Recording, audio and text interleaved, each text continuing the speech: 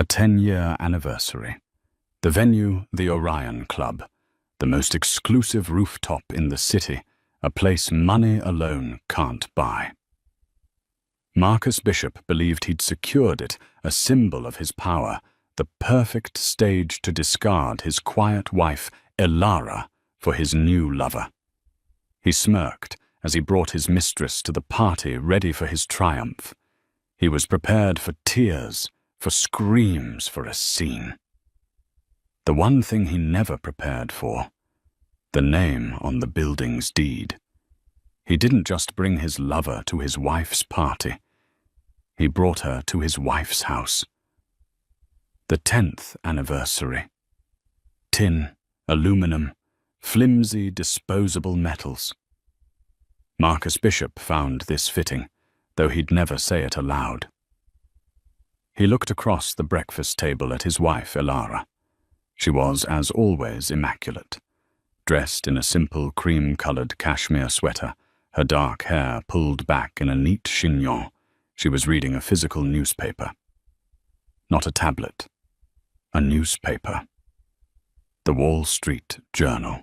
He'd long mistaken her quiet analog habits for a lack of ambition. "Elara, darling," he said, not looking up from his phone where he was approving the latest wire transfer for his new condo. "About tonight. I've handled everything. You just need to be ready by 7. Wear the blue dress, the sapphire one." Elara slowly lowered the paper, her grey eyes unnervingly calm. "The blue one. Of course, Marcus. You said the Orion Club. I'm surprised you got a reservation. I hear the waiting list is 3 years long." Marcus finally looked up, a smirk playing on his lips. He was a man who looked like a casting call for corporate raider. Sharp suit, expensive watch, and a smile that never quite reached his eyes. "Please, darling. Waiting lists are for civilians. I made a few calls, pulled some strings. The general manager, a man named Julian Vance, owes a friend of mine a favor. It's done. It's the best. Only the best for our 10th. He thought of how the best was currently waiting for him in his downtown condo, a condo Elara knew nothing about. He thought of Chloe. Elara simply nodded, folding the newspaper with precise, economical movements. "That was very clever of you, Marcus. I'll just pop by Carla's patisserie this afternoon to pick up a small cake for dessert. Shall I? As a little thank you." "Don't bother," he said, standing and adjusting his Savile Row tie. "They're handling everything. I've commissioned a 6-tier masterpiece. You just focus on looking beautiful. It's what you do best."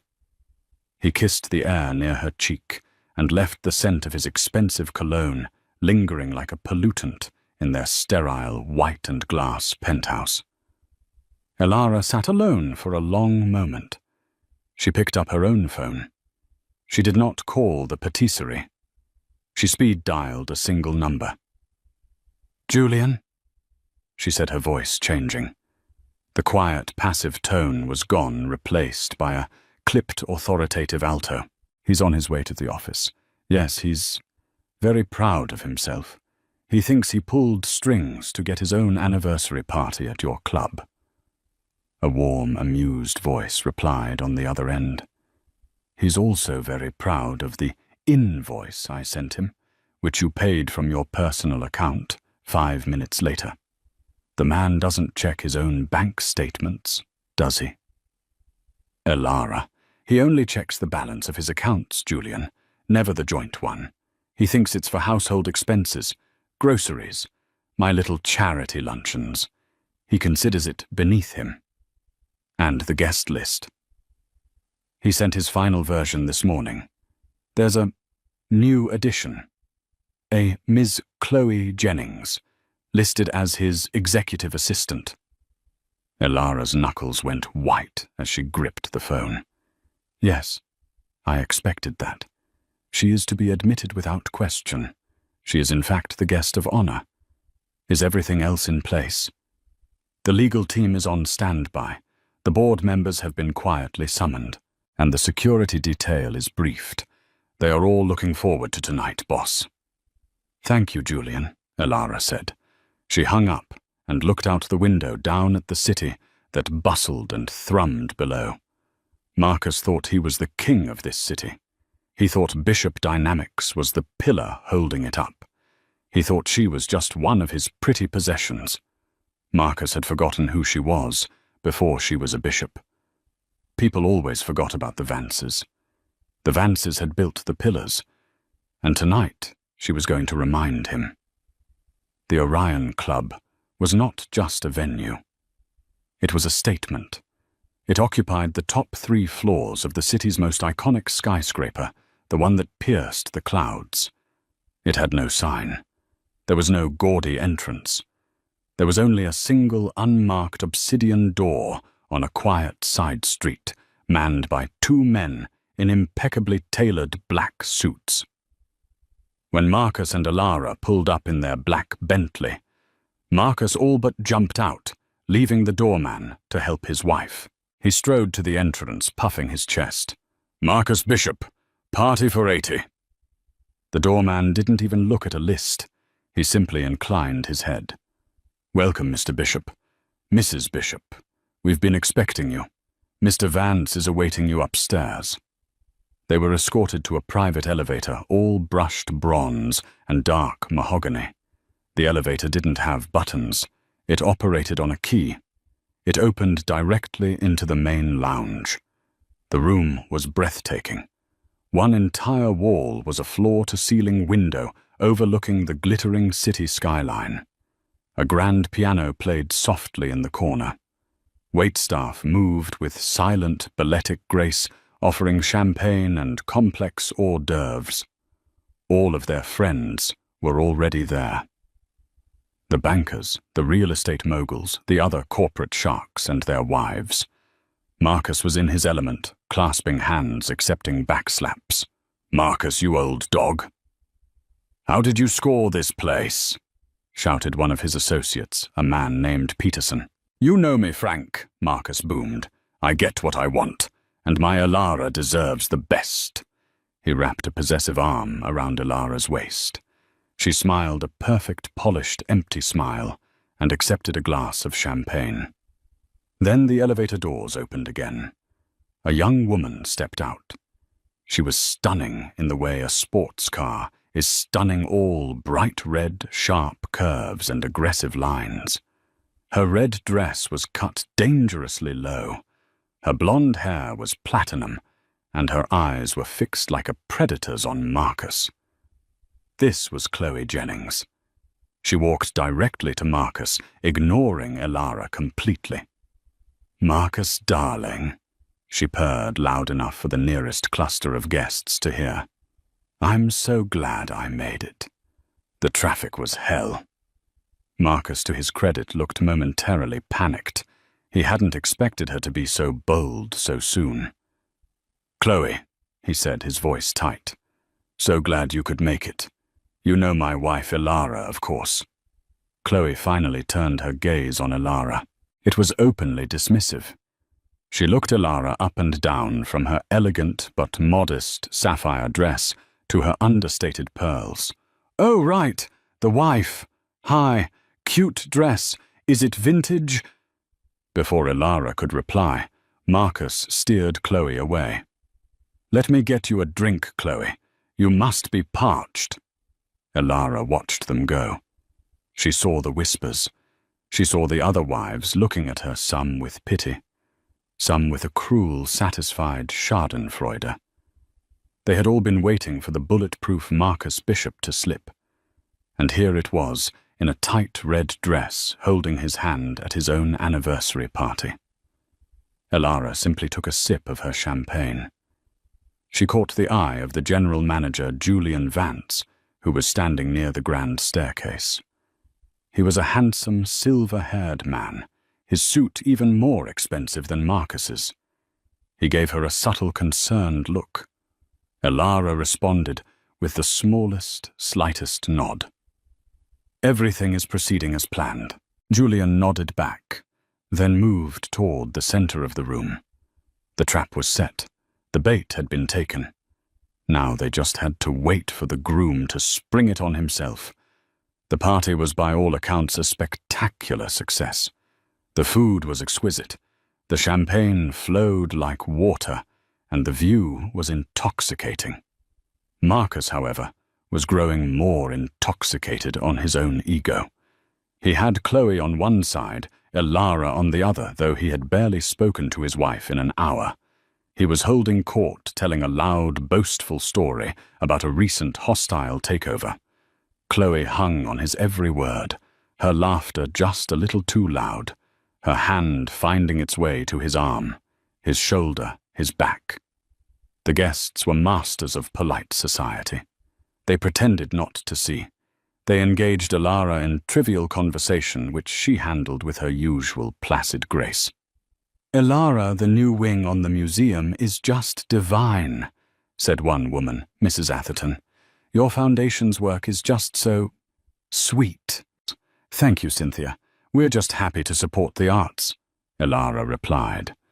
"You're so modest," Chloe cut in, sliding into the conversation. "I find charity work so quaint, like a hobby. I'm more of a hands-on girl. I'm in mergers and acquisitions. What's that saying, go big or go home?" "Right, Marcus." Marcus beamed at her. "That's my girl, a real shark." Elara smiled. "Oh, I agree, Miss Jennings. It's so important to go big." Finally, Marcus signaled the pianist, and the music softened. He clinked a knife against his crystal glass. The room quieted. "Friends," he began, pulling Chloe just a little closer to him.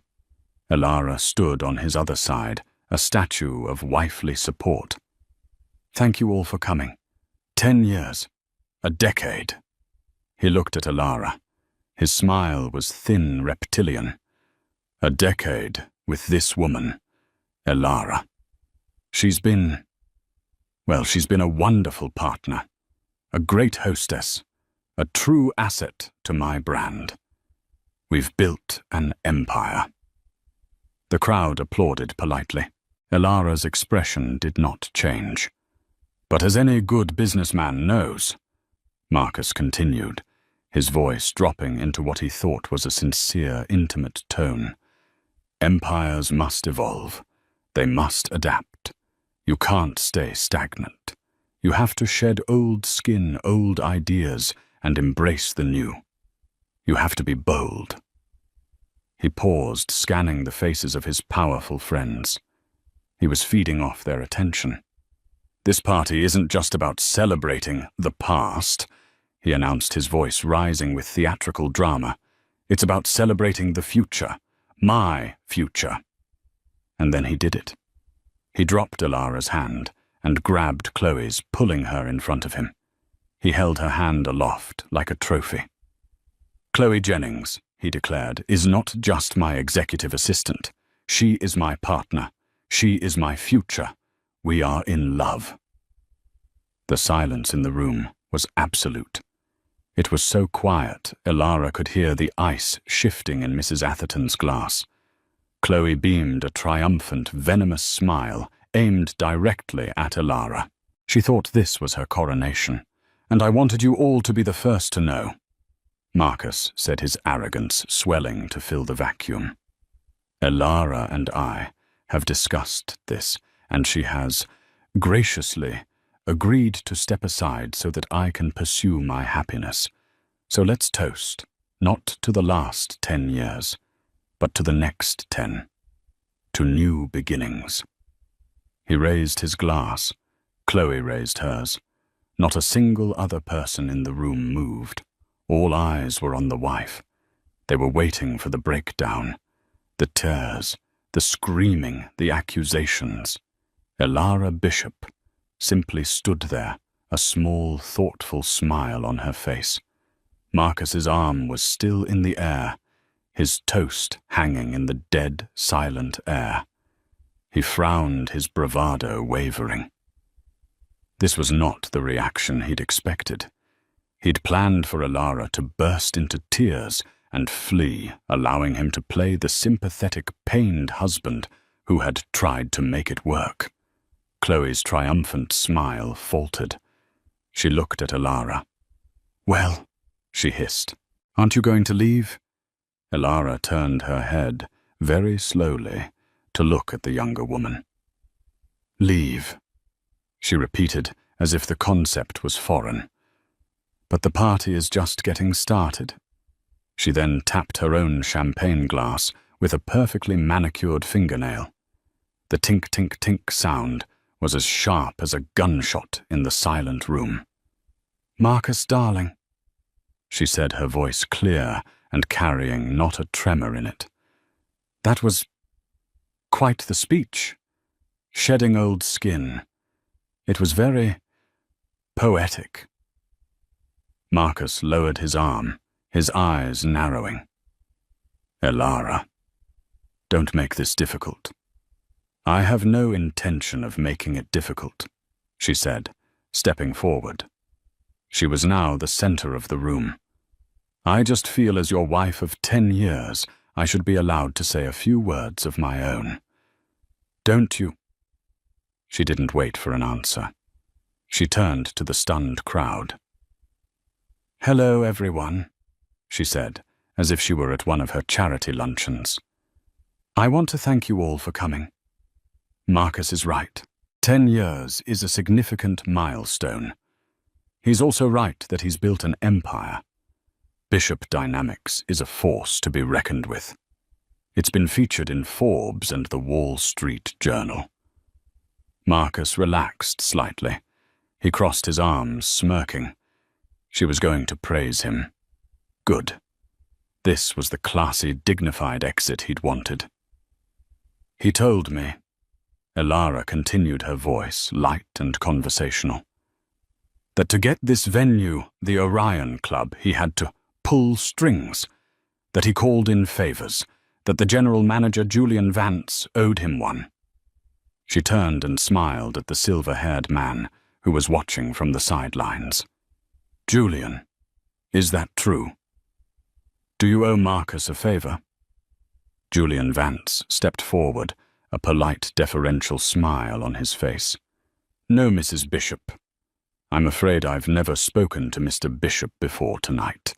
All correspondence was handled through his office, and all invoices were settled in full from your personal trust." The first crack appeared in Marcus's armor. What are you talking about?" "I handled the booking." "No, darling," Elara said, patting his arm. "You didn't. You see, you couldn't. You're not a member." Chloe laughed. "What are you talking about? We're here. Obviously we're members." "No," Elara said, her smile vanishing, replaced by a cold, flat indifference. "You are guests. I am the member. Or rather, I am the owner. You see, Marcus made a slight error in his assumptions. He's made quite a few of them, actually." The collective gasp was audible this time. Marcus's face, which had been flushed with triumph, turned a pale, sickly white. What did you say?" he stammered. "Oh, Julian," Elara said, turning to her general manager. "I don't think I've ever formally introduced you. Julian, this is my husband, Marcus Bishop. Marcus, this is Julian Vance. My cousin."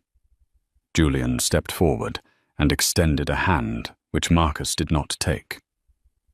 "Mr. Bishop, a pleasure to finally meet the man my cousin has been managing for the last decade."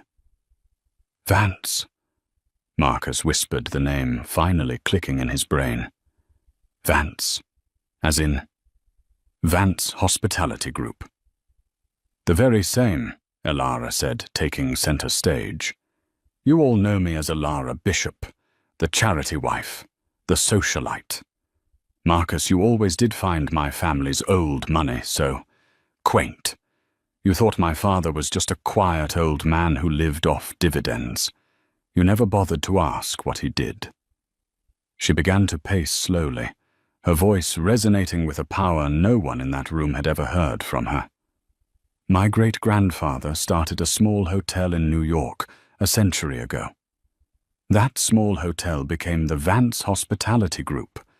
It owns at current count 54 luxury properties worldwide. The St. Regis in Rome, the Admiralty in London, and this, my little passion project, the Orion Club.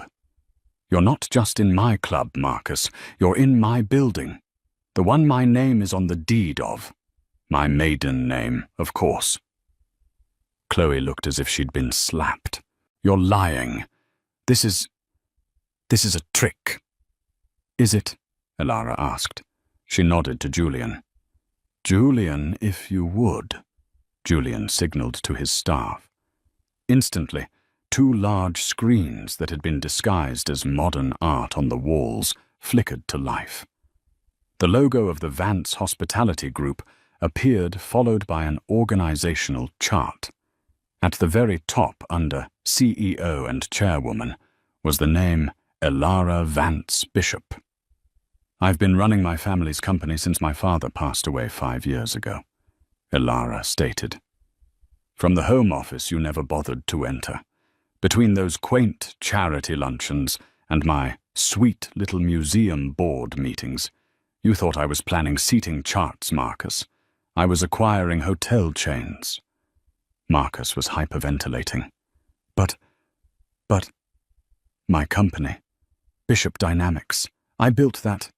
Did you? Elara asked, her voice laced with ice. That's the second and far more critical error you've made. You see, Marcus, Elara continued, you started Bishop Dynamics with your own money. That's true. You had vision. But about 6 years ago, you over-leveraged. You were desperate for a capital infusion to save yourself from bankruptcy after that disastrous commodities deal in Singapore. Remember? Marcus's face was ashen. He remembered. It was the one secret he thought he'd buried. You thought you'd found a silent partner, Elara said. A mysterious, reclusive holding company based in Switzerland that bought a 51% majority stake. A partner who never attended board meetings, who always voted by proxy and who let you keep the title of CEO. You just had to send them their dividends. You thought you'd gotten a sweet deal from some old European aristocrat. She clicked a small remote. The image on the screens changed. It was now the corporate structure of Bishop Dynamics and that Swiss holding company. I've always loved Switzerland, Elara said wistfully. The mountains, the chocolate, and the financial privacy. The chart zoomed in, revealing the sole signatory of the Swiss holding company. It was her, Elara Vance Bishop. You were the silent partner, Marcus whispered, staggering back. I was the majority shareholder, Elara corrected him. I saved your company. My company, technically. I've owned you, Marcus, for 6 years. I let you play CEO. I let you splash your name on Forbes. I let you believe you were the king, all while I was the one signing the checks that kept your crown from toppling. She turned to Chloe, whose entire body was shaking. And you, Ms. Jennings. You work in mergers and acquisitions, a real shark. Well, you're not very good at your job. You started an affair with your boss, thinking he was the most powerful man in the city. You never ever did your due diligence. You slept with the C-suite, but you never bothered to find out who was on the board. No. Marcus groaned, clutching his head. No, this isn't possible. Oh, it's very possible, Elara said. And as the majority shareholder, I believe I am entitled to call an emergency vote, especially when the CEO has proven himself to be, what's the term? Ah, yes. Morally bankrupt and a fiduciary risk. She looked around the room. Mr. Peterson, Mr. Davies, Mrs. Atherton, you're all on the board. You were all summoned here tonight, not just for an anniversary, but for an emergency meeting of the board of Bishop Dynamics, all in favor of removing Marcus Bishop as CEO effective immediately for gross misconduct and misuse of company funds. Peterson Davies and Atherton, all of whom had been beneficiaries of Elara's quiet business network for years, raised their hands without hesitation. "The motion passes," Elara said briskly. "Unanimously. Marcus, you're fired." The silence in the Orion Club was no longer just a pause. It was a physical weight, a thick, suffocating pressure that seemed to suck all the air from the room. The music from the grand piano had died, the pianist's hands hovering over the keys frozen. 80 of the city's most powerful people stood as statues, their eyes locked on the triumvirate at the center of the room. The ruined king, the hysterical pretender, and the silent, new-crowned queen.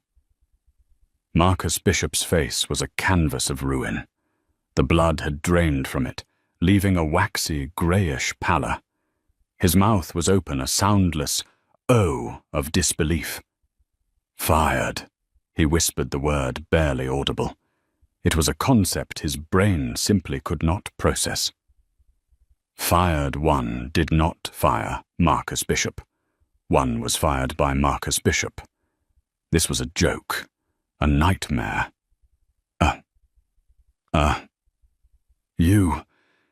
You bitch."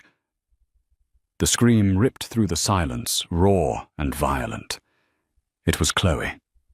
Her face, which moments ago had been smug with triumph, was now a grotesque mask of fury.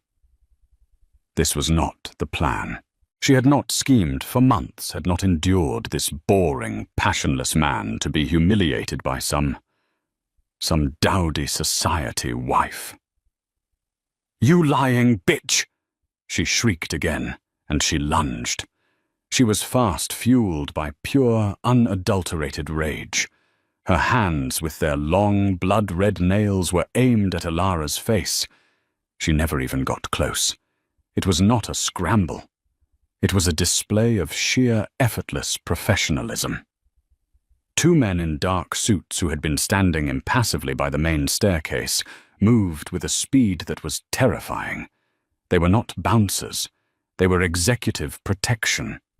Before Chloe had taken her second step, one guard, a tall, broad-shouldered man named Thomas, had stepped in front of Elara, acting as a human shield. The other Aaron, built like a linebacker, intercepted Chloe mid-lunge. He didn't grab her. He caught her. His left hand encircled her right wrist.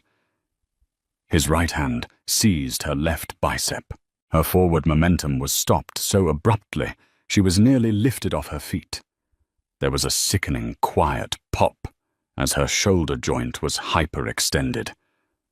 Let me go," she screamed, her voice cracking with pain and fury. "Get your hands off me. Marcus, do something. He's hurting me. Tell them who you are." Marcus didn't move. He couldn't.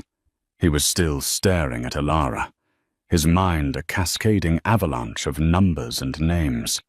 Vance Hospitality, Swiss Holding, Helveticus Capital, 51%.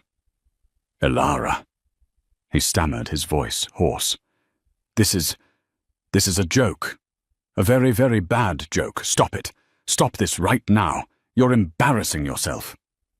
Elara looked at him, her grey eyes as cold and flat as a winter sea. "Embarrassing myself? No, Marcus. I don't think I am. I believe the board vote was quite clear. Mr. Peterson, Mr. Davies, Mrs. Atherton, was your vote unclear?" The three board members who had been standing near the window now looked at Marcus with a chilling mixture of pity and legal necessity. "The vote was clear, Marcus," said Peterson, a man who had played golf with him just last week. "You're out. I'm sorry, man." But business is business. Sorry, Marcus sputtered, finally finding a spark of his old anger. Sorry, you Judas. After everything I've done for you, that deal with Silverstone Properties. That was me. That deal, Elara cut in her voice, slicing through his tirade, was approved by Helveticus Capital, which I own. Mr. Peterson has been voting with my proxy for 3 years. He hasn't been your ally, Marcus. He's been my employee, as have all of you. That revelation hit Marcus harder than the firing. They all knew. The whole time. His friends, his colleagues, his wife. His entire life for the past 6 years had been a performance, and he was the only one who didn't have the script. Security, Elara said, her voice dropping to a brisk, businesslike tone. Remove them. No, Marcus roared, finding his footing. This was the second stage bluster. You can't just throw me out.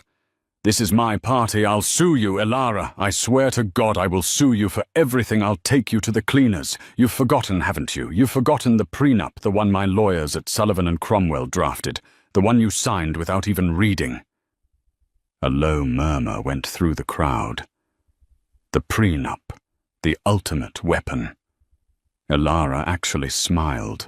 It was a thin, sharp, dangerous smile. Oh, Marcus. You sweet, arrogant fool. I haven't forgotten the prenup. I have it memorized.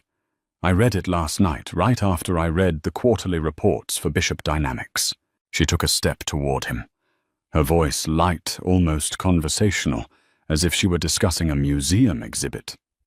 You're right. Your lawyers did draft it, and it's a beautiful piece of work. Truly ironclad.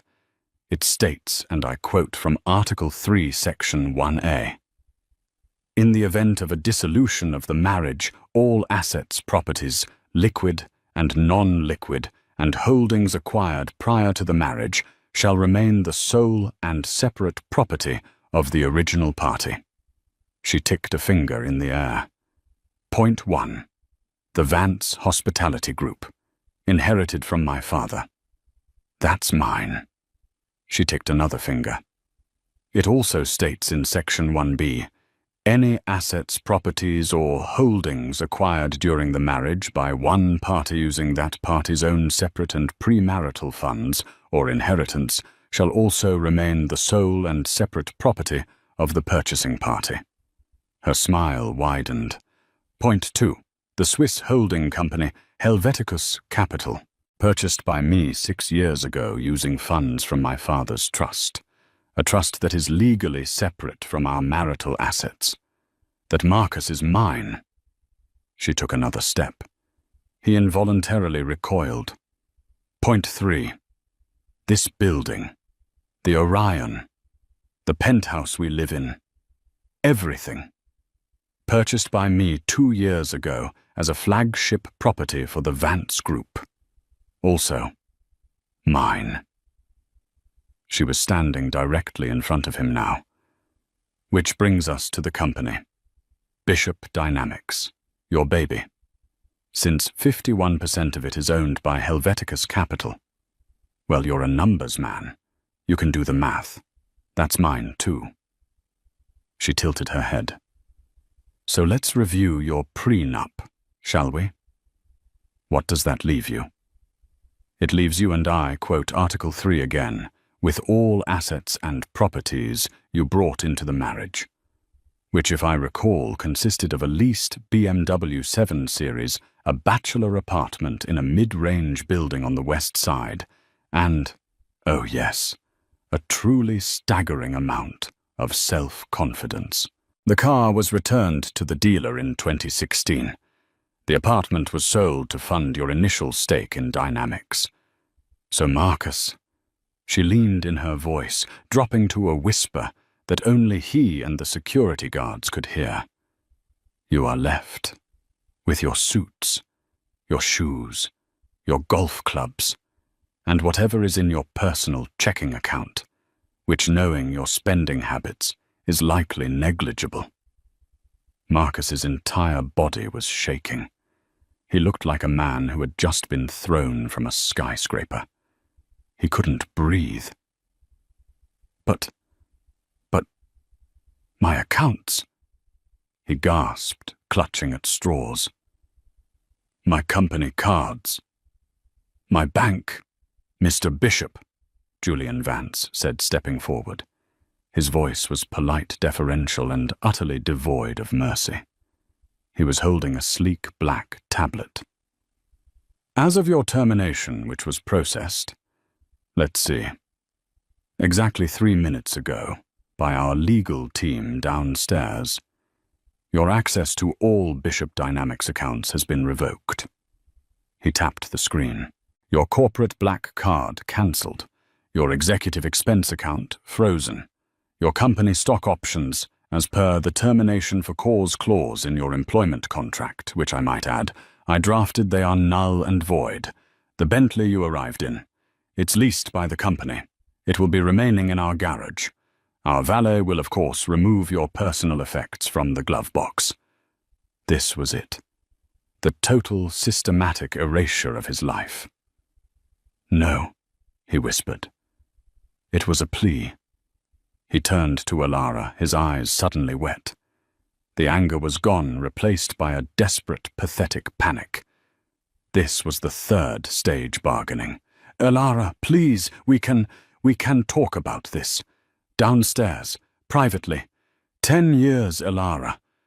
10 years. It means something. We built this. I know I made a mistake. This thing with Chloe, it was stupid. A midlife crisis. You know. Please, Alara, don't do this. Not here, not in front of everyone.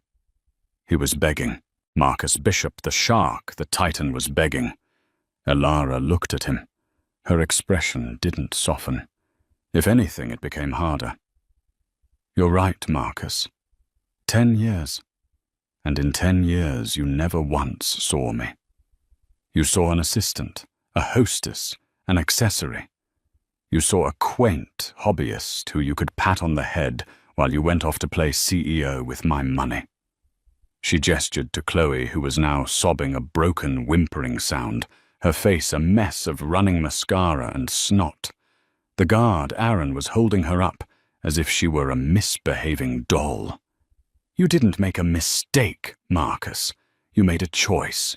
You chose to stand here in my building at a party I paid for and publicly humiliate me. You thought you were discarding me. You thought you could just throw me away. You were so keen on shedding old skin. You misidentified which one of us was the snake. You weren't the predator, Marcus. You were just the skin waiting to be shed. She turned away from him. The dismissal was so total, it was as if she had physically slapped him. Julian, she said. Continue. Right, Julian said, checking his tablet again, as if this were a simple inventory check.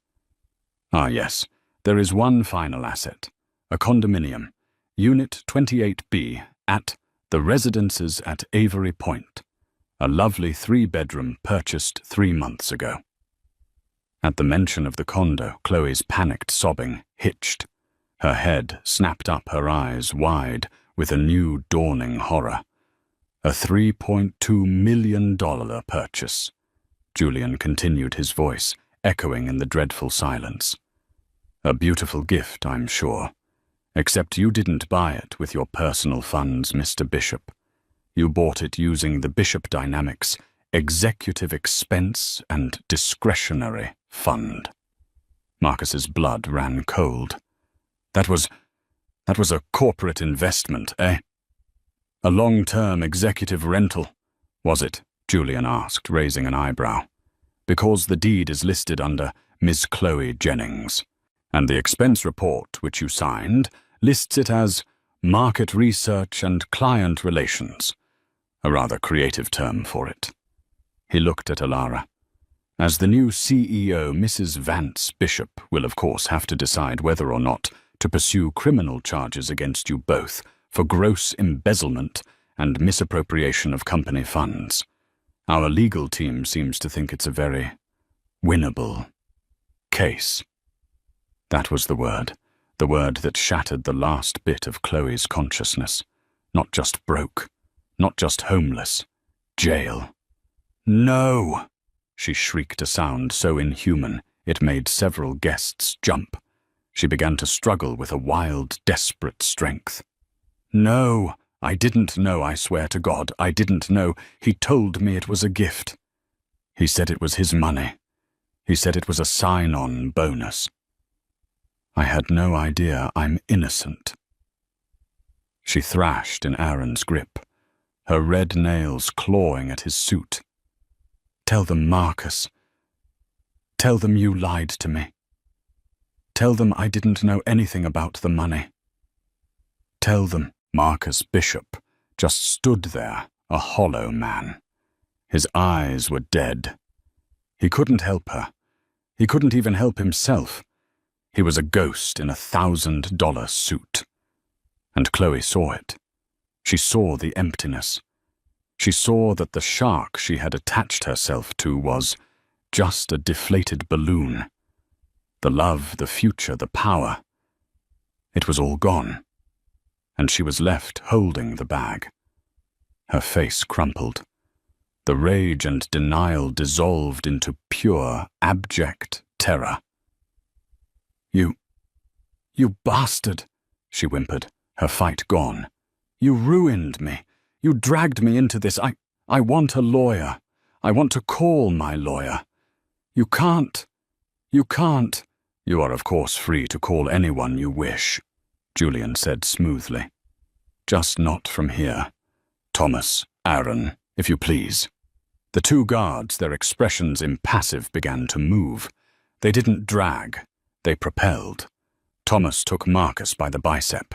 The man who had entered the building like a conqueror was now being marched out like a common drunk, his feet stumbling, his tie askew. Aaron half-carried, half-walked the sobbing, hyperventilating Chloe. They were not taken to the grand bronze elevators they had arrived in. They were marched past the grand piano, past the stunned guests, and toward a simple unmarked door beside the kitchen. This was the final, and perhaps most brutal, humiliation. As they were walked past the clusters of guests, the socialites and bankers did something worse than stare. They turned away. They turned their backs on Marcus, a collective, silent shunning. The social death was complete. Mrs. Atherton, the board member, turned to Alara, her face bright as if nothing had happened. "Well," she said, loud enough for Marcus to hear, "the trash is finally out.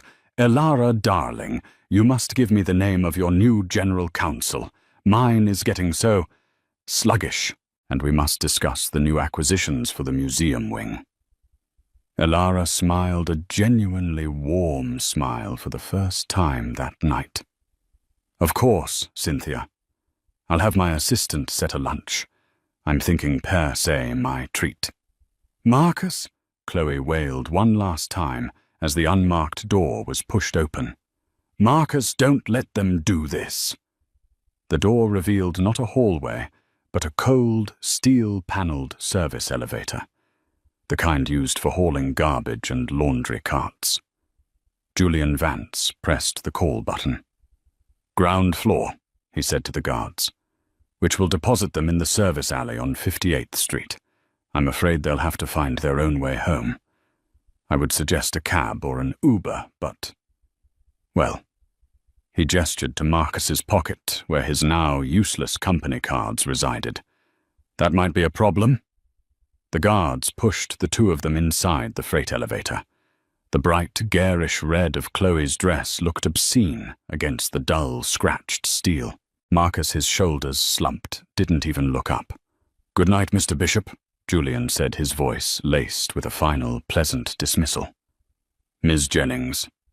Marcus looked up just as the heavy doors began to slide shut. He locked eyes one last time with his wife. Elara was standing where he had left her in the center of the room. She was the picture of calm, of power, of absolute control. She was bathed in the warm, golden light of the chandeliers, and she was surrounded by her guests in her club. She didn't look angry. She didn't look triumphant. She just looked finished. She slowly raised her champagne flute, the one he had given her for their toast. She held it aloft, not in a toast to him, but in a final farewell at him. Then the heavy steel doors slammed shut with a definitive echoing clang. The lock engaged with a loud chunk. They were gone. The heavy metallic clang of the service elevator door echoed through the grand ballroom of the Orion Club. The lock sliding home was a sound of absolute finality, a full stop on a 10-year sentence. For a long, suspended moment, the entire room held its breath. The only sound was the faint, distant horn of a taxi on the street 50 floors below. 80 of the city's elite stood motionless, their champagne glasses frozen halfway to their lips. All eyes were on Elara. She stood alone in the center of the room, her back to the service door. She was still holding her champagne flute aloft, the pale gold liquid catching the light of the crystal chandeliers. She held the pose for 1, 2, 3 seconds. Then very slowly, she let out a breath she hadn't realized she'd been holding for a decade. The tension flowed out of her shoulders. Her performance was at last over. She lowered her glass and turned to face her guests. Julian Vance, her cousin, her general manager, her loyal second-in-command, was the first to move. His face, which had been a mask of polite professional steel, broke into a smile of pure, unadulterated pride. He began to clap. It was a slow, deliberate, respectful applause. Then Mrs. Atherton, the sharp-eyed board member, joined him. Then Mr. Peterson, the man who had been Elara's proxy for years. Within seconds, the entire room erupted. This was not polite socialite applause. It was a thunderous, genuine, rolling ovation. It was admiration. It was relief.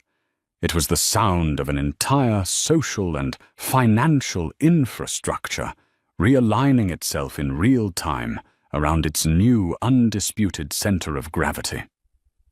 Elara's eyes, for the first time that night, misted over. She had planned for the legalities, for the financials, for the security. She had not for one moment planned for this. She raised a hand, and the applause quieted. She looked around at the faces her true friends, her loyal board members, her dedicated staff. "My apologies," she said, and her voice was clear, but with a new warm timbre. The icy control was gone. "My apologies for the theatricality. It was not my intention to ruin your evening." Mrs. Atherton laughed a hearty, genuine sound. "Ruin it, darling.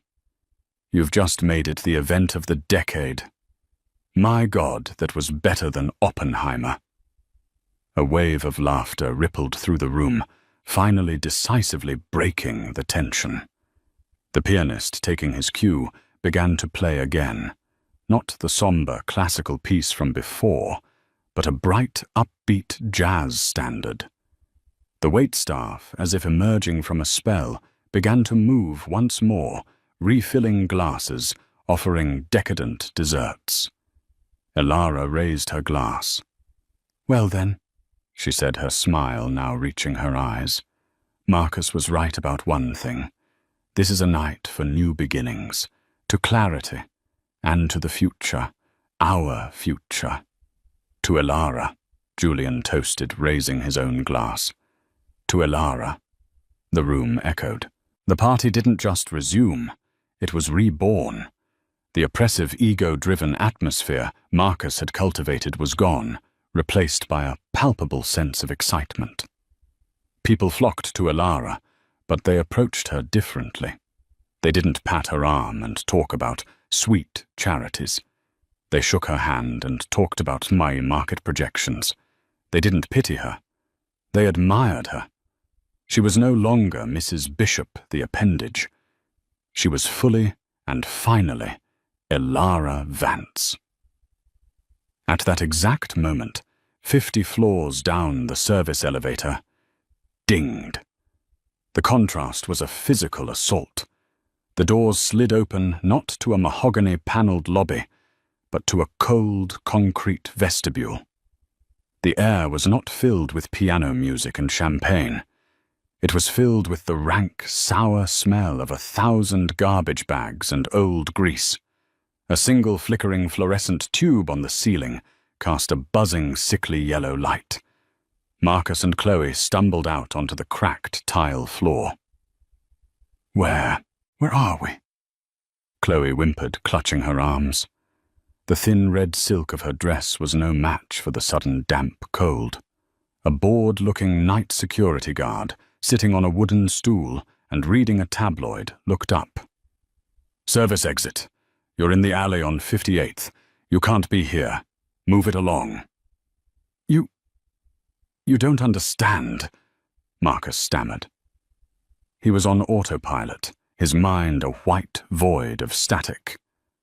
I'm Marcus Bishop. I live here." The guard looked him up and down the $1,000 suit, the disheveled hair, the hollow, shell-shocked eyes. "Yeah, pal. And I'm Batman. I said beat it. I'm not paid to deal with the overflow from the party." He pointed to a heavy, steel-plated door. "That's the alley. Don't let it hit you on the way out." Chloe, her terror momentarily eclipsed by her rage, turned on Marcus. "This is your fault," she shrieked, her voice echoing horribly in the small, concrete room. "You told me.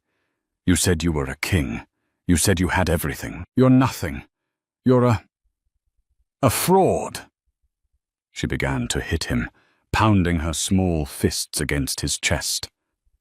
"You ruined me. You dragged me into this embezzlement. They're going to put me in jail.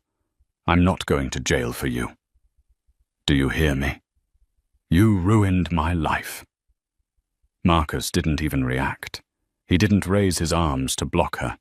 He just stood there, absorbing the blows. His eyes staring blankly at the "Employees must wash hands" sign on the wall.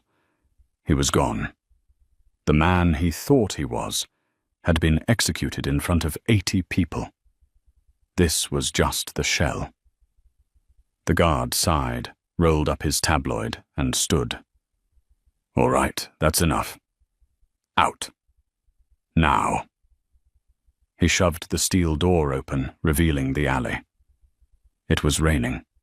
Not a gentle rain, but a cold, miserable, wind-driven drizzle that turned the city's grime into a slick black paste on the cobblestones. Steam rose from a nearby manhole. The alley was lined with mountains of black garbage bags and rows of dented, overflowing dumpsters. A large rat skittered from one pile to the next. "Go on," the guard said, jerking his thumb. Chloe, blinded by tears of mascara and rage, stumbled out first. Her stiletto heel, designed for plush carpets, immediately sank into the gap of a storm drain. She twisted her ankle, crying out in pain, and fell, catching herself on the hood of a parked, filth-covered truck. Her red dress was now smeared with grime. Marcus shuffled out after her, like a man walking to the gallows. The steel door slammed shut behind them. The click of the bolt was as final as the one on the elevator. They were alone. In the dark. In the rain. My purse," Chloe sobbed, pulling out her phone. The screen was cracked from her fall. "I left my purse upstairs." "My phone. The battery is at 2%. Marcus, call. Someone call an Uber. Call your driver." Marcus mechanically reached into the pocket of his bespoke suit. He pulled out his top-of-the-line smartphone. He pressed the power button. Nothing. He pressed it again, holding it down. The screen remained black. It was dead. Utterly, completely dead. He remembered Julian's voice. "Your access has been revoked." It wasn't just the accounts. Ilara's tech team had remotely wiped and bricked his corporate phone, his corporate tablet, and his corporate laptop the second the board vote was finalized. He was digitally excommunicated. It's dead," he whispered, the rain dripping from his hair onto the useless black rectangle in his hand. Chloe let out a sound. It was not a scream. It was a raw, animal wail of pure, hopeless despair. She looked at the useless, broken man before her. She looked at her ruined dress, her throbbing ankle, her dying phone. She saw the truth. She had attached herself to a parasite, mistaking it for a host. And the host had just flicked them both off. She turned away from him. She didn't say another word. She kicked off her useless, expensive heels and began to run barefoot down the stinking alley toward the distant light of the street. She was a survivor. She would disappear. She would find another host. Marcus Bishop was left alone. He slowly, woodenly sank down until his back hit the cold, wet brick wall. He slid down heedless of the garbage and filth and sat on a pile of sodden cardboard boxes next to a dumpster. The man who just 3 hours ago had been the toast of the town sat in a dark alley in the rain with nothing. He had lost his company, his wife, his mistress, his homes, and his name all in the space of a 10-minute toast. Ilara did not return to the penthouse that night.